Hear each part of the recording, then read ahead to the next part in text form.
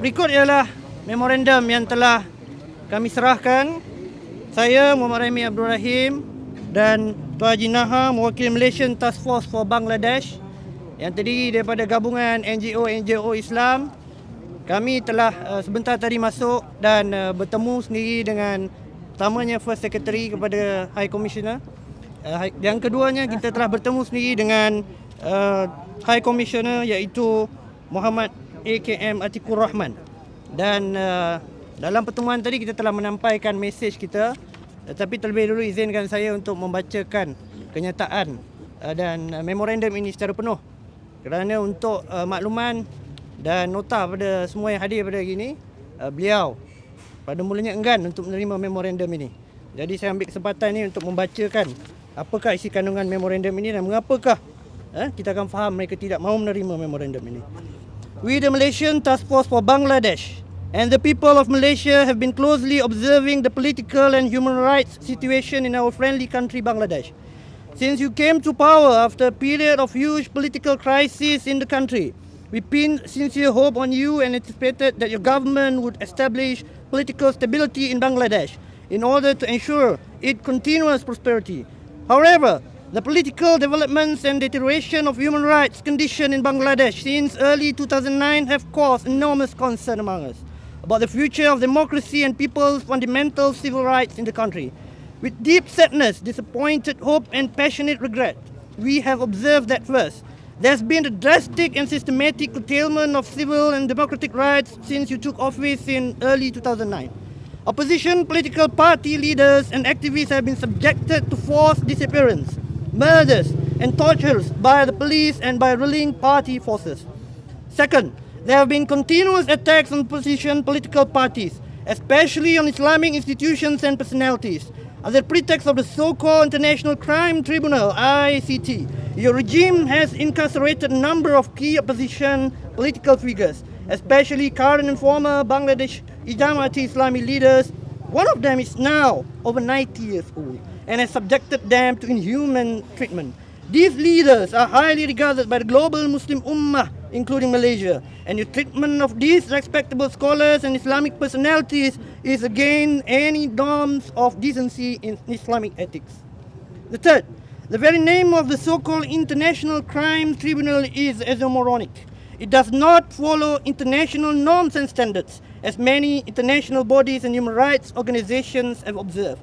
The recent resignation of International Crime Tribunal Chairman, Justice Nizamul Haq Nassim, following the publication of his unlawful Skype conversations with third parties on tribunal activities and preordained verdicts, makes the entire tribunal void.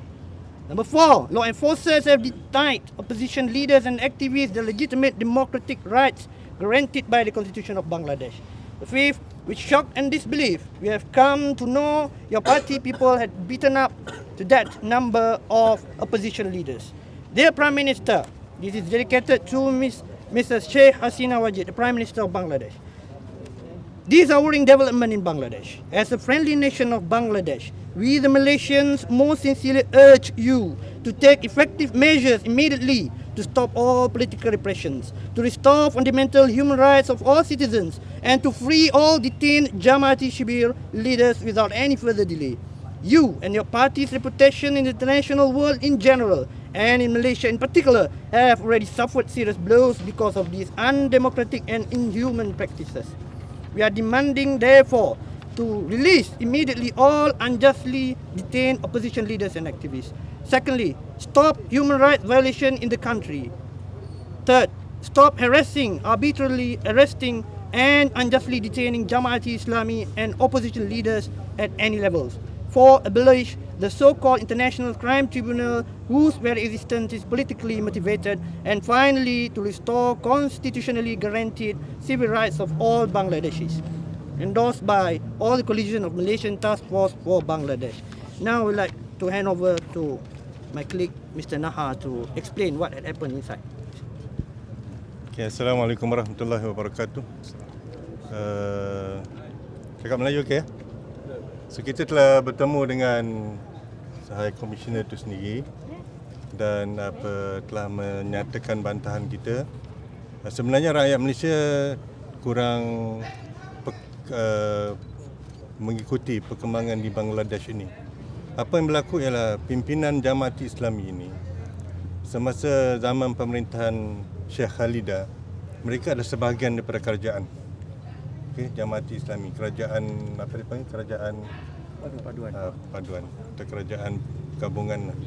Tetapi apabila Syekh Hasina yang baru ni naik mengalahkan kerajaan yang lama, jadi dia telah mengambil banyak tindakan-tindakan untuk menekan terutamanya pimpinan Jamaat Islami ini. Dan penubuhan tribunal, War Crime Tribunal ni adalah satu helah.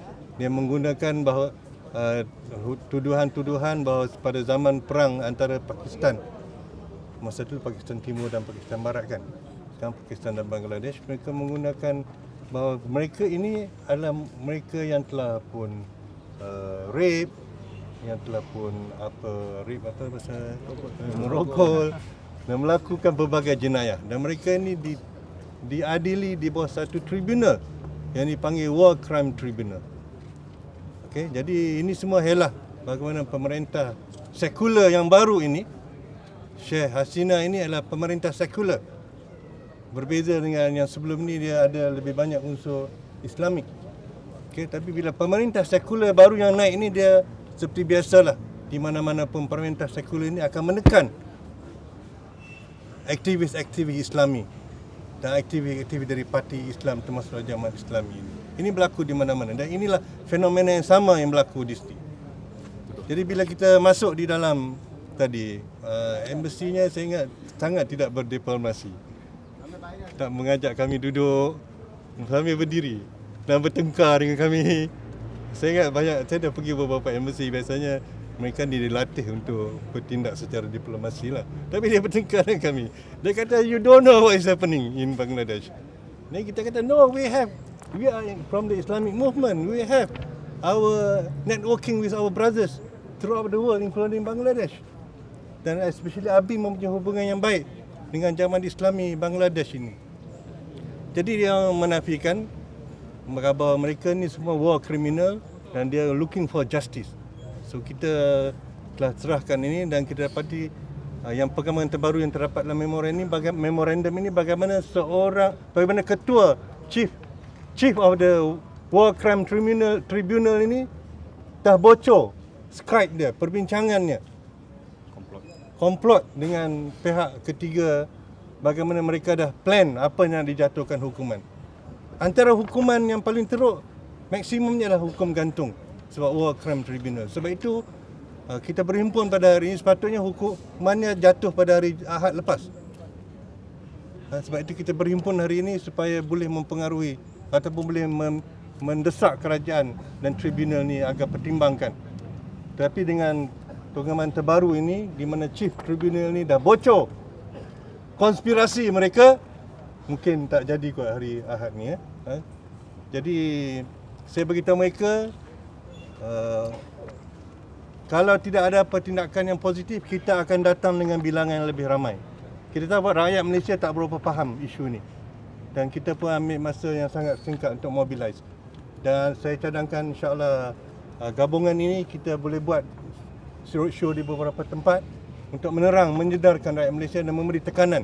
Because these our brothers adalah pejuang-pejuang Islam di Bangladesh. Okay? Jadi insya-Allah. So we demand from the government of Bangladesh to uphold justice to our brothers in Bangladesh. Freedom, freedom. Freedom, freedom. Freedom Jamaat. Freedom Jamaat. Freedom, freedom. Freedom, freedom. Freedom Jamaat. Freedom Jamaat. Freedom, freedom. Freedom, freedom. Freedom Jamaat. Freedom Jamaat. Assalamualaikum warahmatullahi wabarakatuh. Tuan-tuan dan puan-puan, seperti yang kita maklum tadi, isu ni bukan isu kecil. Bangladesh ialah negara Islam ketiga terbesar di dunia selepas Indonesia dan Pakistan. Dan seperti yang tuan-tuan lihat di sekeliling kita ini, ramai pekerja-pekerja dari Bangladesh yang bekerja di sini. Dan apa yang kita lakukan pada hari ini memberi makna yang besar kepada keamanan mereka di sana dan hubungan yang baik antara kerajaan Malaysia dan Bangladesh. Jadi tujuan kita datang di sini seperti juga tujuan kita datang ke mana-mana kedutaan yang mencabul hak asasi manusia, baik di Syria, baik di kedutaan Cina, baik di kedutaan mana sekalipun, kita akan hadir untuk menyatakan bantahan dan kita menyeru kepada semua tuan-tuan dan perempuan, selagi pembunuhan, selagi penahanan dan ketidakadilan ini diteruskan, kita akan datang lagi ke sini, kita akan menyuarakan bantahan kita. Tuan-tuan, dengan ini saya menyerahkan kepada Saudara Julfitri, koordinator kita pada hari ini, dan saya mohon untuk kita bersama membacakan doa agar dapat kita keberkatan dalam usaha kita ini.